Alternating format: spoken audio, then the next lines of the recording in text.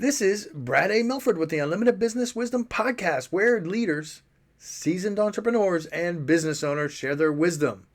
It's straight to the point to respect people's time, and because we know knowledge and wisdom turn to business possibility, and possibility mixed with support and action become reality.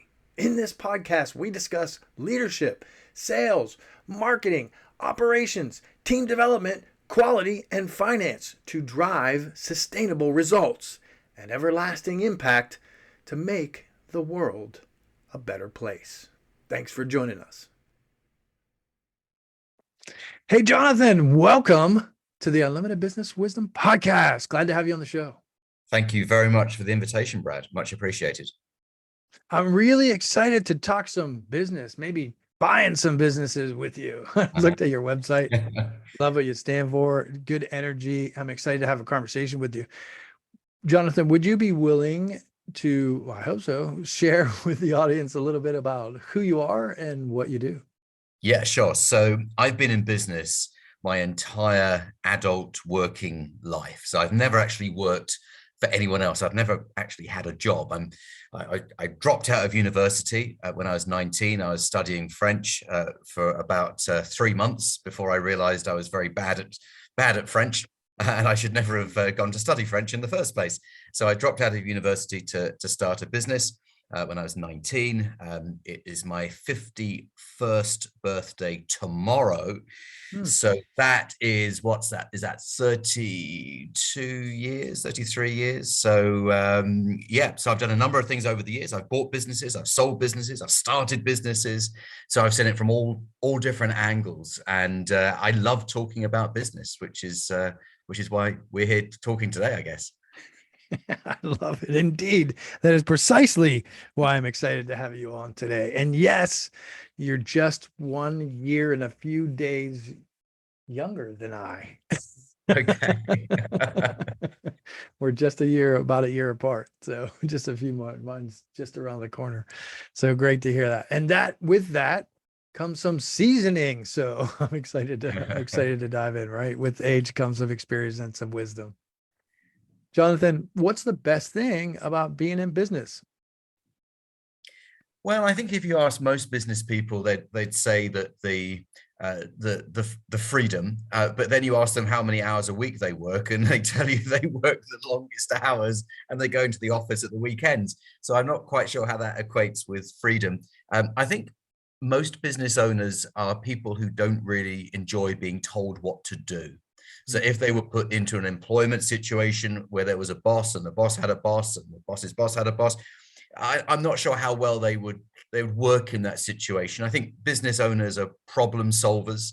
We like solving problems. I know I certainly get a kick out of solving a problem, coming up with multiple solutions, and that sense of achievement of doing something that you set out to do.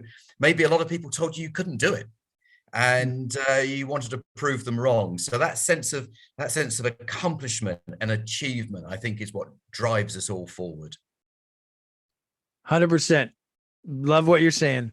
And I know a number of people watching and listening are saying, yes, that's me. The entrepreneurs in the group, the misfits, if you will, the problem solvers, definitely, without doubt. There's boss upon boss upon boss. It's not usually a good fit. I know I wanted to jump up when you were like, yeah, that's me. I'm that guy. And it is funny. And I like what you said about most people are going to say freedom. That is a true statement. That is the number one answer I get. But yet so many people go from the from the 9 to 5 to the 24/7. So it is interesting. It's a great take. I love it. This is my favorite question. I love to ask everybody this question, Jonathan. I'm an integrator. I'm a systems guy. So it surrounds that. But we hear from so many people nowadays, even last year, the year before, that they're getting so much business that sometimes what comes with that, there's a little overwhelm, or, there's some feelings of overload that come with that chaos, if you will. Would you be willing to share your thoughts on that topic? Oh yeah, absolutely. And actually, it's a very, very close to home topic for me right now, and I'll tell you about that in a moment. But when you're hustling for years and years and decades sometimes, it's a stress that builds up inside you. And I think most business owners can handle stress to a greater or higher level than the average person, because we're dealing with problems every day sometimes that are bigger problems than the average person would have in a year. The average person gets stressed about moving house. The business owner gets stressed about having 100 staff and meeting payroll at the end of the month, and the suppliers who won't supply, and the customers who've cancelled, and all of those things. It kind of makes moving house look like a pretty easy thing, pretty easy things to do. I consider myself a resilient individual. I never go to the doctor. I'm never sick, and none of those things, because again, if you ask business owners, they'll say they don't have time to be ill because they're on a mission. They can't take their foot off the pedal and take a few weeks out. But there's a cautionary tale to all of this, because it can start to catch up with you. And I've had a very busy 3 years. In particular, the last 3 years have been the busiest of my life. In the space of 2.5 of those years, I bought 48 businesses. And this was while the pandemic was happening, and there were lockdowns in London and the UK and around the world, obviously. So it was a challenging time anyway. And I pushed ahead with the expansion plans of my business, and did 48 deals to create the 4th largest group in my sector in the UK. And I didn't realize at the time how much stress I was putting myself under. The work-life balance just wasn't there. And it got to the point where I just didn't enjoy it. I hated every moment of it. And it started to catch up with me physically. So I developed stomach pains that were so excruciatingly painful. I couldn't stand up straight. They were keeping me awake at night. So I did go to the doctor. I haven't been to the doctor for years. I went to the doctor, and the doctor said, you need to go to hospital as quickly as possible and have a colonoscopy. Now, anyone who's had a colonoscopy knows that that's a rather unusual sort of situation to put yourself in. It came out clear. There wasn't anything sinister going on inside of me. It was all stress. It was all built up stress. And I started taking sleeping tablets, and I was taking sleeping tablets for months and months and months, because my mind was so active. And then I started to feel faint during the day, and it was all going rather wrong, really. In actual fact, it got to the point where it was just so incredibly overwhelming. I went to see a therapist. I needed to just talk about this. And I'm someone who's been in business for 33 years. And I didn't realize that all that buildup had led to it really impacting my health. So I'm all for the hustle. I'm all for working hard. I'm all for building the empire, but you got to balance it. And I lost my balance. That's a great story. Thank you very much for being so vulnerable and just sharing that real story. A lot of times we hear like, I'm doing millions of dollars, and I'm doing this and I'm doing that. And we don't share some of the tough times. So I really congratulate you and celebrate you for sharing something real with the audience, everybody listening and watching. I hope you appreciate that too, because these are the real stories of people in business. This is stuff that a lot of people hide. Right. And you see a lot of that on the internet, right? It's social media. But this is real stuff. Discord and dis-ease. I mean, a lot of times we say that word, but we don't really think about it. What dis-ease, right? And so it's stress, right? And so we need to remind, and I use that intentionally, right? Remind ourselves, meaning take care of our minds and our bodies and our health in order to be able to continue. So I'm glad that you're in much better health now. Oh, absolutely. I exited the business. My business partner took over, found a new partner to drive the business forward, and I have a lot less emails. My alarm clock doesn't go off so early. I'm at home all the time. and I spend my days now doing what I love, which is helping other people with their business growth plans and their acquisitions, and doing seminars and the sort of thing that I don't find, there's no stress attached to it whatsoever. It's fun for me. This right here, serving people. I love Doing it. this. Yeah, absolutely. When you said 48 businesses, I went, what? 48 acquisitions. I mean, I get it. You buy when it's time to buy, right? And so through the pandemic, I could see why that would be necessary, why that would be great opportunity. And so I see the logic in it, but I also see how much stress could come from that as well. So glad you came out on top of it. These are great learning lessons. This is how we know where our limits are, and we know what burnout feels like and those kinds of things. So Jonathan, I celebrate you for moving through that. Just another piece of wisdom you've learned.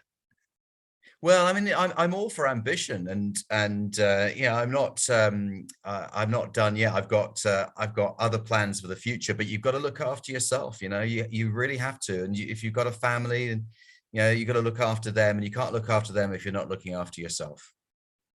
Good advice. Good advice, my friend. Thanks for sharing that story. Truly. I'm going to move to question 4, which is a fun question. I ask this of all the guests. It's great to just pay it forward and see, who recommends whom and follow those patterns, if you will. Who else do you think should be on or ought to be on the Unlimited Wisdom podcast? Someone successful like yourself, Jonathan. Someone from the UK, perhaps, because most of my contacts are here in the UK. Fantastic. Well, I actually interviewed someone who was one of the best guests I've had for a very long time. And his name is Paul Avins, and he's a business coach. And I'll put you in touch with Paul, because he's a very good guest. He's got a lot of experience to share. And I've known Paul for a long time. We were trying to work out how many years, but it's got to be at least 15 years.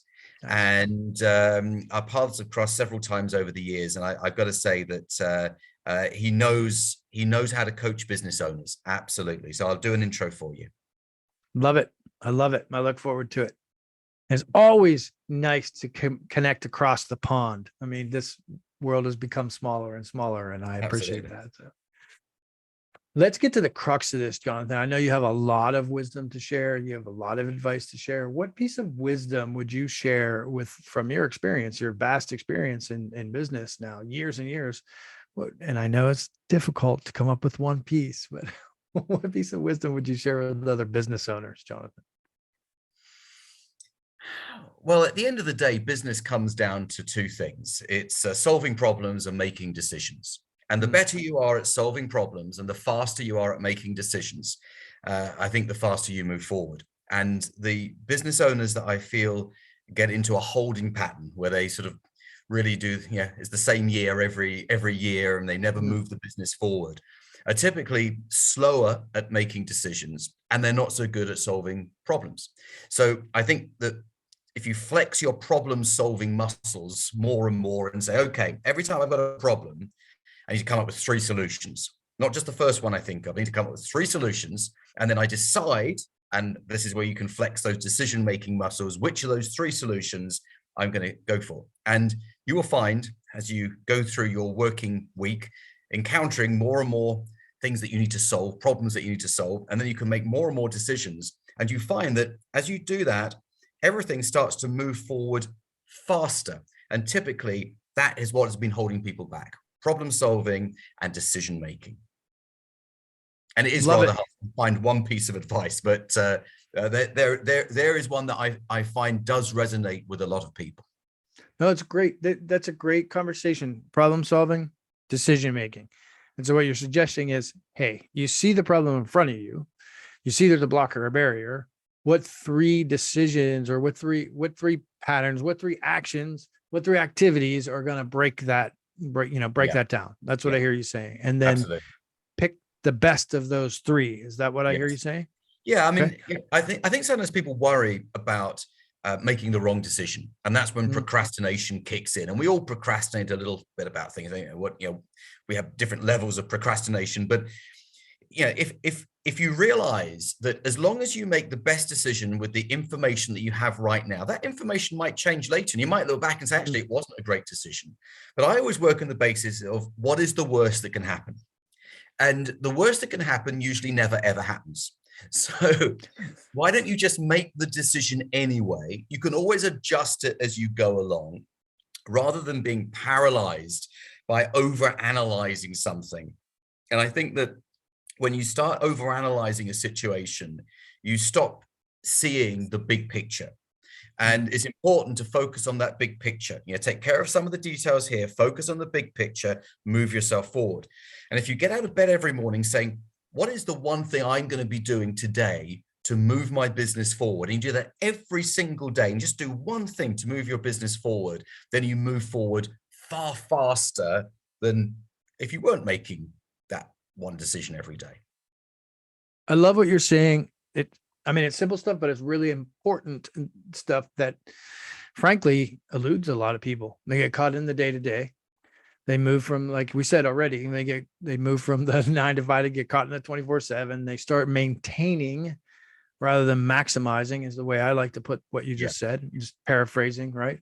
But what I really love, there's a couple things I love about the simplistic advice that you're sharing that's really important is I mean, we can maintain from here till the moon turns blue if it does or when it does, right?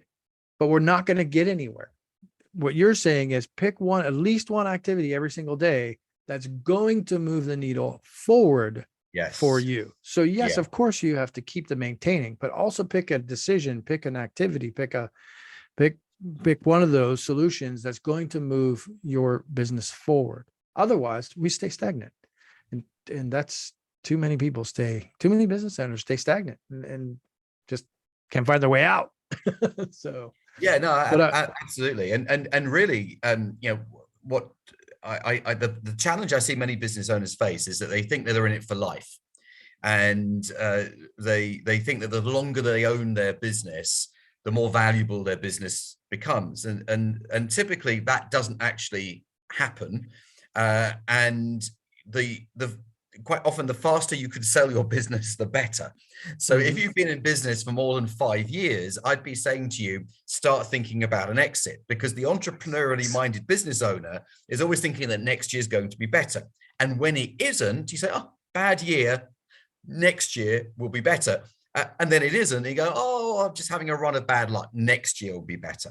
And I think that's massively challenging, because that's when the value of a business starts to decline. So if you've got a business that's profitable, you've been running it for 5 years, quite often people start to fall out of love with their business. I know I've done with businesses. I start to really dislike the business. That is the time to sell it, take a break, do something new. It's great stuff.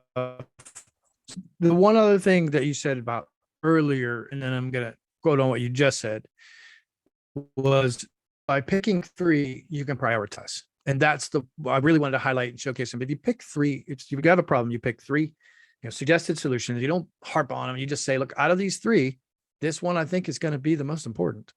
That's a great way to go about things. And you don't have to have all the information. Like you said, you're not going to have it anyway, even if you think you might in the future. So there's no point in being paralyzed. So I love that. What I love about what you just said is the fact that even using those 3 decisions that you made, or those solutions that you've pulled as an example, what a lot of business owners don't do is they don't evaluate. So it's great to make a decision, but at what point do you pause and evaluate? So you're using the example of a business. If you're in business for 5 years and you haven't evaluated where you are, whether you still love it, whether you're still on track and on mission, and like if you're loving life and your team is growing and everything's good, great. But if it's not, at what point do you look at selling? And I'm with you. And I know with Deal Making Academy and such, I mean, I imagine that's one of the things that you look at is like, how do you become buyer ready or seller ready, right? So yeah, absolutely. And can we talk about that a little? Yeah, my solution to every business problem is buy a business. So whatever it is, that's my solution.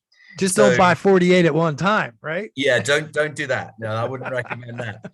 But if you've got a growth problem, you know, you're running the Facebook ads, you've got the salespeople, but you're still not growing, then why not buy another business and double the size of your company overnight? Or if you're stuck in one market and you can't break into another market, buy a business that's already operating in that market. Now, the challenge then people say is, well, surely to buy a business, you need millions of dollars and you need to have very good credit and all of these things. But what if you could buy the business without millions of dollars and without the credit, because you're not going to be borrowing money from a bank, but you could structure the deal in such a way in that the seller of the business is very happy, walks away, you take control of the business, you reach your growth goals, or you reach your goal of breaking into a new market, and now you own that business, and the seller is happy with the deal, everyone's happy, but you don't have to have millions of dollars on day one.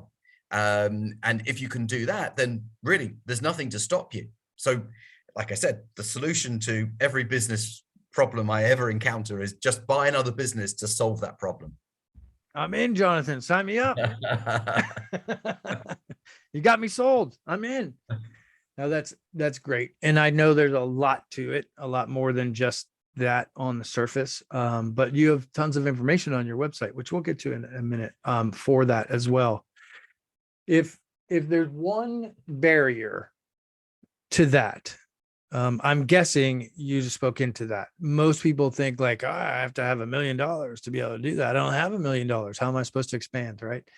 Sure. Is there another one beyond that that you see that's very frequent that people are constantly asking about? Yeah, it's the excuse that people come up with for all sorts of things, which is I don't have the time. I don't have the time. I don't have the time for this. Don't have the time to do that. And it's all about prioritization, because if something's important enough to you, you find the time, you know? I think that when people say they don't have time to buy a business, it's because they believe that it's a process that's going to take a very long time. It's going to be very, very intensive, and they'll have to stop everything else that they're doing.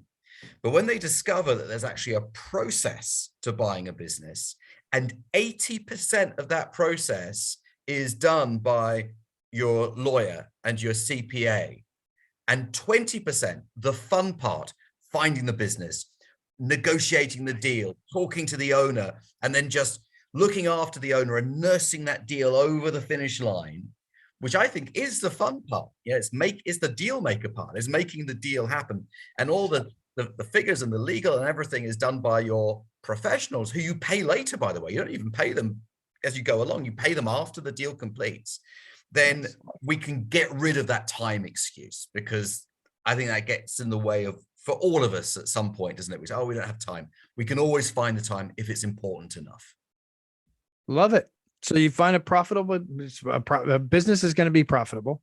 Absolutely. You do some research, that is the fun part. You're right. I mean, of course you're right. This is what you do.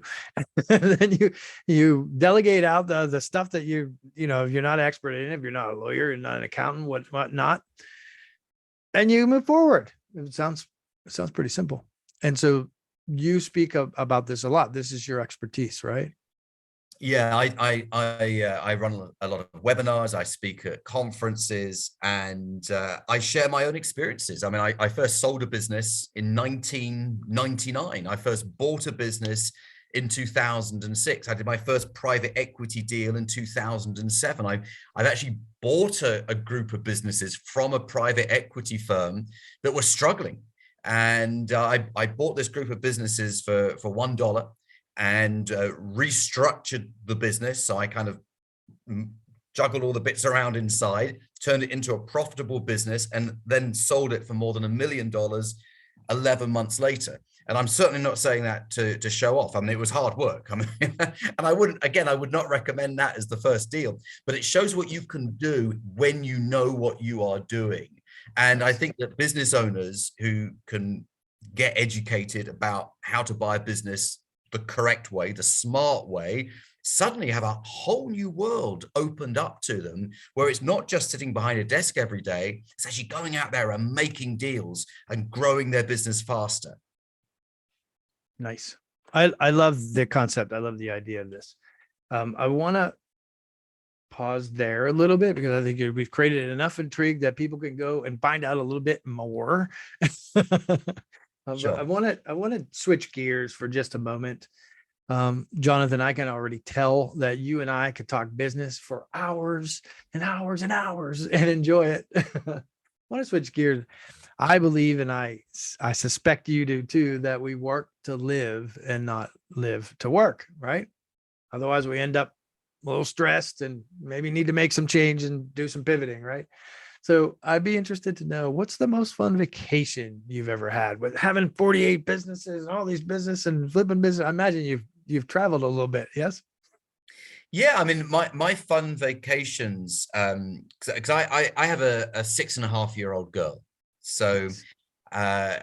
my fun vacations prior to 6.5 years ago were going to Vegas and going on cruises, and doing those holidays where you can have the late nights and the late mornings. And but you know what? The best holiday I have ever had was, in fact, 1 month ago. Hmm. And I went with my daughter to a Center Parks, and Center Parks is uh, a woodland based, a forest based Nice. holiday where you have a cabin, and there are sports activities outdoors and indoors. And we got bikes, and we cycled around through the forest. And that weekend, it was only 3 nights. That weekend was absolutely the very best holiday I've ever had. Nice. My phone wasn't ringing, my email wasn't pinging. It was just fun family time. Glorious. Absolutely love that. Nothing like spending that time, especially around that age. So mine's Yeah. grown now, but like around that Okay. age, it's just I wonderful started a little experiences. later. I see that. I see that. Good for you. That's great. No, thanks for sharing. I appreciate that. It sounds like a glorious time. I know you've been really humble here, and I appreciate that, Jonathan. You've had many successes. I'm sure there's been some failures and whatnot. Is there any last piece of advice before I suggest how they can get in touch with you that you might give to someone? It's like looking back 20, 30 years, like something you wish you knew. Anything you'd like Oh, to that's leave great. the Yeah. Yeah. I wish I had got started sooner Hmm. and not worried about what other people thought, Hmm. and just got on with things. Just moved forward, faster action, more action, not caring about what other people think, what they're going to say, because usually they're not saying anything anyway. we think we're more interesting than we really are. They're not really talking about us. They don't care. They're thinking about their own lives. So yeah, move forward faster without caring what others think. Great advice. Great advice. I appreciate you. I know you took some time out of your day. You took a chunk out of your day to be here and to serve and to speak into how you can help people. When somebody watches this and they listen to this and they're really intrigued by businesses and knowing that it's not as hard as some maybe they think it is, and they want to learn more, what's the best way for them to reach out to you, Jonathan? Via my website, dealmakers.co.uk. We've got some free training on business buying there. Connect with me on LinkedIn. Find me on LinkedIn. Find me on YouTube, actually. Say hi. If you want any advice, I can always, I'm happy to help people. People send me messages on LinkedIn all the time. Always happy to fire back a response. Yeah, I look forward to helping anyone who needs some help. I want to encourage you, if you're listening and watching, so say hi, but don't just say hi. Hi, Jonathan. I heard you on the podcast. Those messages that just say hi drive me crazy. I imagine you do, Jonathan. Yeah. A little humor there to tidy us up. But yeah, I want to encourage you to do something a little bit different. Often people listen to these and they watch them and they just say, oh, that was interesting. But they don't take the time to actually do something about it. So I encourage you, go check out the website. I've been on it. It looks sharp. Look around, poke around a little bit. There's some articles there, some different things there to check out. Like, poke around a little bit, get familiar, do some due diligence. And then if it strikes your interest, then reach out to him on social media and say, hey, Jonathan, I heard you. I might like to have the conversation about what this looks like. So thanks, Jonathan. Appreciate you being on. We'll put the links down below for everybody. Thank you, So Brad. thank you very much. Thank you very much too. Thank you. This is Brad A. Milford with the Unlimited Business Wisdom Podcast, where leaders, seasoned entrepreneurs, and business owners share their wisdom. If you're looking for more on leadership, sales, marketing, or operations to drive team development, higher quality, and high-level sustainable profits, we encourage you to join the Built for Brilliance community on Facebook or reach out to us about one of our mastermind groups, coaching or consulting, or even fractional COO services.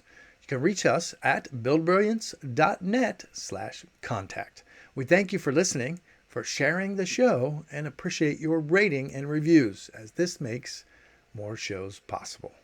Thanks for joining us.